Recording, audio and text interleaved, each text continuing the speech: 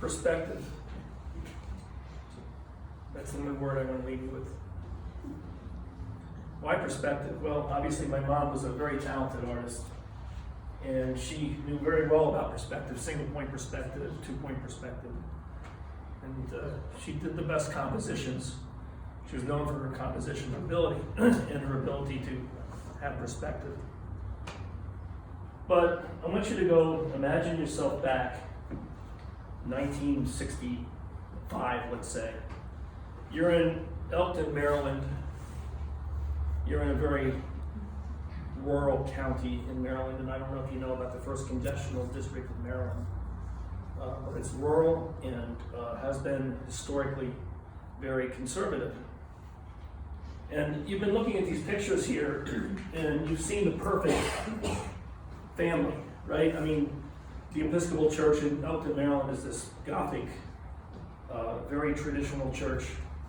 My father was clean cut and handsome. My mother was beautiful.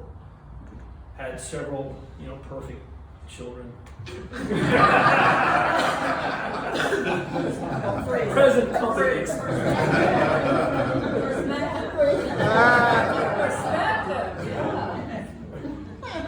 But on a serious note, picture yourself back then. We did have an African American person working in the house. Is that right? Several, yeah. But it was unusual. Married. And we joke about the local Mexican restaurant in Northeast Maryland. There's no Mexicans in sight. I mean, can you imagine? This is Cecil County, Maryland, that we grew up in, and everything was perfect. My father had a really good job, and we lived a very, very comfortable life. So had that continued without my mother's influence, I'd be a very different person probably. My perspective personally would be probably pretty narrow. Had we not moved to New York and gotten that perspective, I would have turned out far different. I think my siblings probably would have also. But my mother, even in those days, had the courage to be different. And if you can imagine Cecil County, Maryland, Elkton, Maryland, back in those days, it was really a very small town community, and there was a lot of peer pressure to conform. And my mother not only didn't conform, she was open, even in the earliest times, to different ideas. And growing up, me personally, certainly opened my view way wider than my peers in Cecil County, Maryland.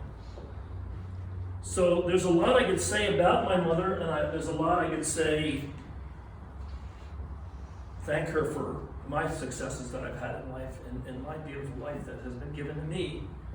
But I really want to come back to that 1-point perspective, because she had a broad perspective.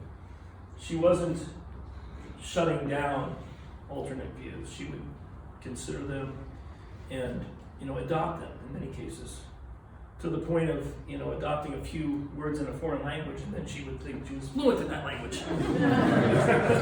Which is true, isn't it? Yeah. But you loved her for it, and her whole mindset, growing up in that kind of environment, I'd like to think certainly shaped my perspective and allowed me to be open to all kinds of forms of music and art and literature and culture. And in today's somewhat divided world, it's really hard to find somebody that has enough perspective to really honestly adopt both sides of a particular issue, right? It's so easy to say Trump, this and that, whatever, right? I hear so much of that. I like to think that I've got a little bit of a different view because of the way my mother brought me up. I'm able to actually try to put myself in other people's shoes and really think, why does this person think that? And that to me is just an extremely valuable tool that I really thank her for. So let me leave you with that thought, perspective. When you think Julia Westerinen, she's certainly an artist, but she gave us all a big perspective. Thank you.